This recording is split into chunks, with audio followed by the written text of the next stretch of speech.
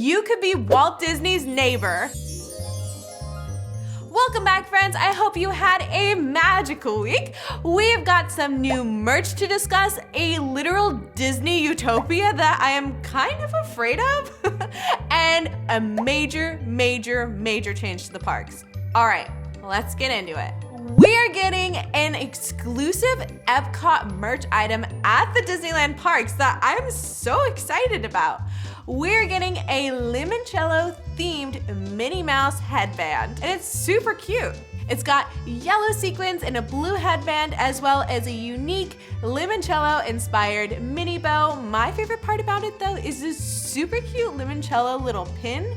I kind of hope you can take the pin off because honestly, I would just wear that pin all the time. And my Italian is not very good, but on the headband, it does have an embroidered Salute on it, which is so cute. Again, I'm sure I butchered that worse than Olive Garden. We are also getting 2 new Play in the Park sweaters. I definitely think one of these is worth the price more than the other, but I'll let you make the decision for yourselves. The first one is a Play in the Park crew neck for $54.99.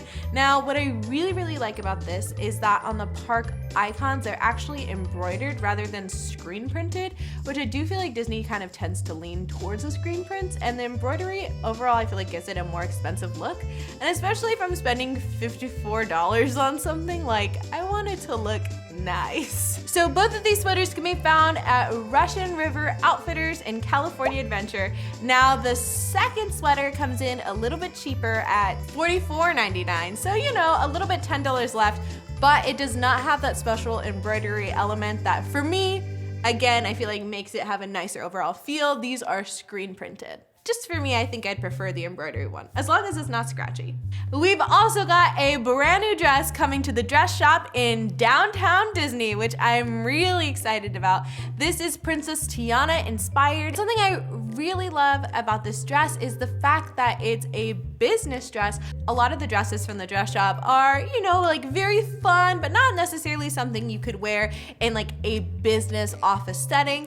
But they even said in the design that they took after Tiana's entrepreneurial spirit to give you something you can wear while you chase your business dreams. And I just love that. Guys, we've got to talk about this. I am sure you've at least seen this somewhere on the internet, but Disney is making houses. And then I learned more details about this and I'm scared. I'll explain why.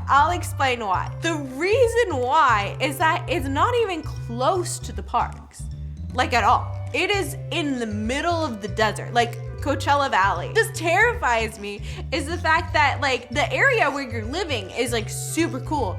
But again, there's like nothing really to like do outside of that. And so I feel like it has that very like utopia society where it's like, we love Disney, so we're just all gonna live with people who love Disney. And you know, if you paid attention in US history, you know, utopias didn't really turn out very well. We got some good silverware out of it, but that was pretty much it. Now I will say, I absolutely love the fact that this housing development is like centered all around this like giant lagoon with beaches, so you can like actually swim in it. Like I think that's really cool. I am always a sucker for like water. I know that sounds weird, but I just like love like, oh, I could just like wake up and go kayaking or just go swimming in the morning in like a body of water. How nice. Also really like the fact that they're pitching it as you're going to have like almost a resort-like experience where there's going to be like guest services and they're going to be planning like activities for everyone to do.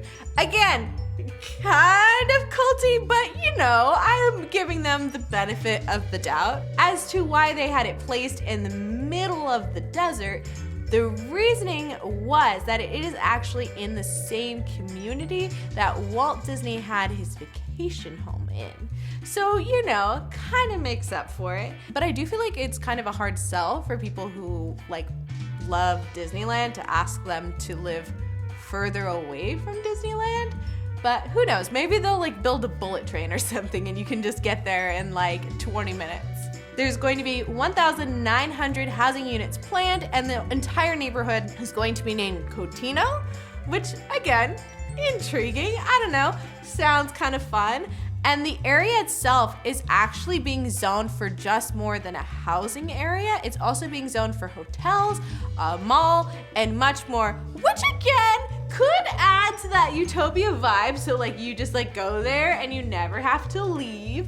But I do feel like at least you would have something to do, because if you live there, like you still have to live in Coachella Valley. No offense if you live in Coachella Valley. I've got some major park news. And again, I'm sure you've seen this because it is taking over the internet. Like I feel like this has been blasted everywhere, but Disneyland is officially getting rid of its mask mandate starting February 17th, as in like already happened. I feel like they just really turned that around so fast. Now I will say there are some ramifications. Don't throw away all your masks just yet, because there is an area in the park's vicinity that you do still have to wear a mask, which I'm going to get into in just a little bit. Now, not everyone gets to not wear a mask. This is technically only for vaccinated people. However, Disney has just been like enforcing that just in general for other things with the honor system when it comes to vaccinations.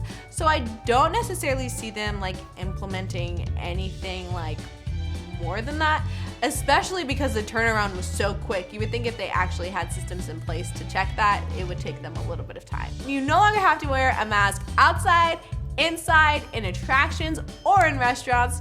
Not here, not there, nor anywhere. I am extremely interested to see how this is all gonna shake out. Like, I don't want there to be like any like ramifications from this, but I am kind of like wondering if there will be, especially, you know, after the last couple of years. I feel like it's hard to be optimistic in situations like this. Now, I will say too, if you're out of state and you're like, what, that's crazy that just Disney is getting rid of their mask mandate.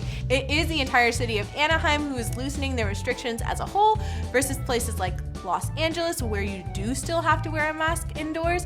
So it's not necessarily just Disneyland, they're just being able to relax these because the entire city of Anaheim is relaxing it. Yet another Figment popcorn bucket whiplash. At first, we were excited about the Figment popcorn buckets. Then we were sad because they sold out and there was a 6-hour wait to get them and people were scalping them for ridiculous prices. Then we were happy again because they started offering them, but with a mobile order this time, so you didn't have to wait in a 6-hour line. You could just come by at your time and pick it up with no wait. But now we're sad again because they are once again sold out after only being offered again for a day. Now, I will say I am really proud of Disney for keeping it at the same $25 price for the second wave, because they knew how desperate people were for it, because obviously they waited like 6 hours in line. So I am proud of them for not nickel and diming us there. And I really hope they add more popcorn buckets so everyone can get some. I want them out here in LA, but who knows? I understand that we do not have like a ride with Figment in it here, and so not everyone might know who Figment is out here, but like the true Disney fans know who Figment is. So I do feel like there is a market out here for popcorn buckets. Now again, the Figment popcorn buckets, as of the time I'm filming this, have sold out completely again for the second time. However, the festival that the Figment popcorn buckets were a part of is not set to end until February 21st, so they may have them available again. And if they do, the way to mobile order them is to go to My Disney Experience app, go to the special food option, and you should be able to find it under the Epcot Souvenir Release tab. And again, if they do go back in stock, that will be your way to purchase them. So just keep it in mind, you know, if you're in Florida and you have an annual pass, just keep refreshing that and then see if it's available. And if it is, get your butt over to the parks. Something else about this that makes me really excited, even though it's already sold out for the second time, is this does seem like a way for Disney to finally start taking a stand against scalpers who are scalping like special edition park merchandise. I mean, we also have the photos circling around of people with just like giant bags full of Figments. And I feel like if it's through an app, they can actually very easily keep track of how many people have purchased, because it's a limit to 2 people. So you would have to make an entirely different account to purchase your next 2 and keep going and keep going and keep going, which people can do with like bots, but it takes way more effort. So I feel like a lot less people are gonna do it, because a lot of times when people are reselling things like that, they're kind of looking for an easy way to make a quick buck. You know what I mean? All right, so my absolute favorite thing about Disneyland, and why Disneyland is my favorite theme park, is just the amount of detail that they put into every ride. Like, I am obsessed with the Imagineers and just like the things that they do that you can't even notice like with the naked eye until someone tells you, and just all of a sudden you're like, wow, how did I never notice this detail on this ride that I've been riding since I was like 3 years old? Now, I just found out about 7 special hidden details and Easter eggs, and I bet even the biggest fan has not noticed all 7. The first is that there is an actual prop from Raiders of the Lost Ark out in the waiting queue. Now, I've noticed this item before, but I did not know that it was actually utilized in Raiders of the Lost Ark. Now, I'll give you a second to guess what it is. It was the German patrol truck. I had no idea. And if you look closely at the car, you can actually see the handlebars that have golf balls on top, which were used for the car chases in the movie to help protect the vehicle and the equipment. So wild. Like, how did I not notice that little detail? Another thing you may have missed is called the Obelisk of Doom. Ooh.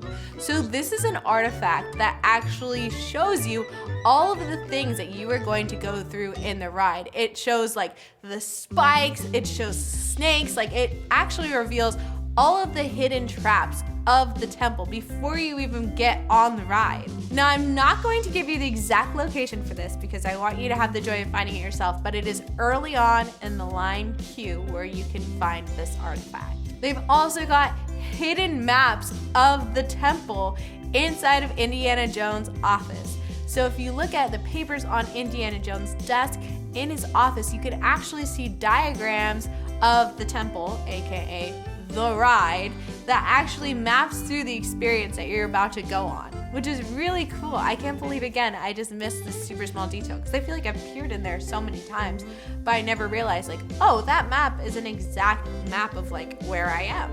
It also includes diagrams of where to close your eyes inside the temple, which I think is just like such a cute detail. Like, it's just making me smile so big just thinking about that. Also inside Indy's office is a hidden Mickey. I cannot believe, again, I never saw this because when I saw a picture of it, it just looked so wildly out of place. But there's a copy of a 1930s issue of Life magazine with Mickey Mouse on the cover. It's in black and white. I feel like once you know it's there, you can't miss it, because again, once I saw a picture of it, I was like, that looks so out of place. How have I never seen that before? Also, I've got one for you Star Wars fans. That's right, there is a Star Wars reference on the ride, which again went completely over my head. So we all know that the wall of Indy's office is made out of crates. Now, one of these crates says, "Deliver to Club Obi-Wan," which is a double Star Wars reference because it's just a Star Wars reference in itself. But in the actual movie Temple of Doom, there is a club called Club Obi-Wan, again, named after Star Wars. So it's just a movie reference and a Star Wars reference. Another Star Wars reference for you. Indiana Jones is actually named after George Lucas's dog, Indiana, who also inspired Chewbacca. He inspired Chewbacca because he was constantly mistaken for a human while sitting beside George Lucas in the car. It's crazy how many ties the two of those movies have together. Like, I could just go down rabbit hole. Like, they even share songs between movies. Like, it's a whole thing. There's another movie prop, which again, I never knew that they had actual physical props from the movies in the ride. That just makes me love it even more. So the minecarts toward the exit of the ride were actually used again in the movie. So cool. And now there's one last hidden Mickey, which honestly, I feel like, how, like, did I not notice this? But when you go through the Hall of Skeletons, one of them is wearing a Mickey Mouse hat. Like, what? He's literally wearing mouse ears. How did I not notice that before? I guess you're moving so fast and shaking around, but I'm definitely not gonna miss it the next time I ride this ride. All right, guys, thank you so much for letting me add a little extra magic to your day. I will see you all very soon. Bye.